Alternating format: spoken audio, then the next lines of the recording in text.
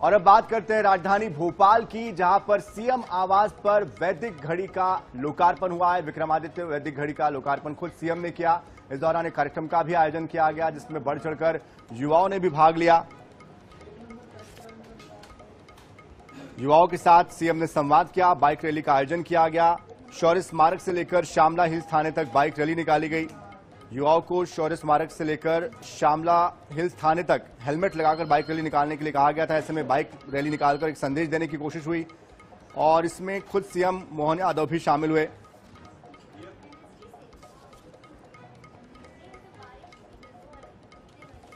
तो इस वैदिक घड़ी के जरिए एक तरीके से विज्ञान और वैदिक विज्ञान दोनों को समायोजित किया गया है।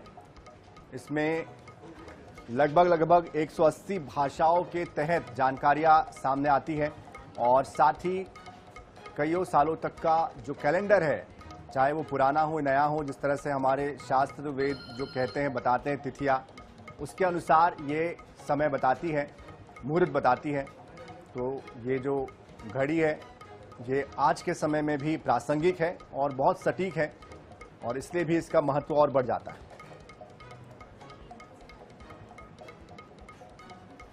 और इस पूरी खबर पर अधिक जानकारी देने के लिए मध्य प्रदेश के ब्यूरो चीफ अनुराग मालवीय भी हमारे साथ जुड़ चुके हैं। अनुराग जी, कहीं ना कहीं वैदिक काल और वर्तमान काल दोनों का समायोजन करने की कोशिश हुई है और साथ ही जो धरोहर है उसको आगे बढ़ाने का प्रयास, कितना सफल ये आयोजन, आगे इस तरह का जो ये घड़ी लगाने का जो कार्यक्रम है, क्या किसी और जगह पर भी होने वाला है? इसको लेकर भी कोई प्लानिंग चल रही है?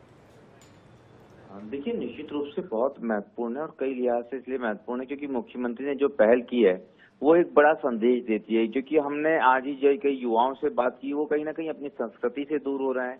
उन्हें तिथियों के संदर्भ में नहीं मालूम है, उन्हें चौगड़िया और पंचांग के संदर्भ में नहीं मालूम है, कैलेंडर के बारे में नहीं मालूम है कि कैलेंडर और पंचांग में क्या अंतर है। तो निश्चित रूप से अपने वैदिक रीति रिवाजों की जानकारी युवा पीढ़ी को होना आवश्यक है और इसके लिए जो मुख्यमंत्री की पहल है वो निश्चित रूप से सराहनीय है। हालांकि आज मुख्यमंत्री निवास पर वैदिक घड़ी का लोकार्पण हुआ है, लेकिन ये हर जिला मुख्यालयों पर लगाई जाएगी और साथ में वैदिक ऐप लॉन्च किया गया है। इस वैदिक ऐप के जरिए हर घर में, हर हाथ में जो है वैदिक घड़ी पहुंचेगी। तो निश्चित रूप से एक महत्वपूर्ण कोशिश है और बहुत आवश्यक भी है अपनी संस्कृति और सनातन सभ्यता से जोड़ने के लिए। जी बिल्कुल, जाहिर सी बात है, युवा पीढ़ी को भी हमारे जो वैदिक सभ्यता है उसके बारे में बताने की कोशिश है, प्रयास है। बहुत शुक्रिया अनुराग जी इस पूरी जानकारी के लिए।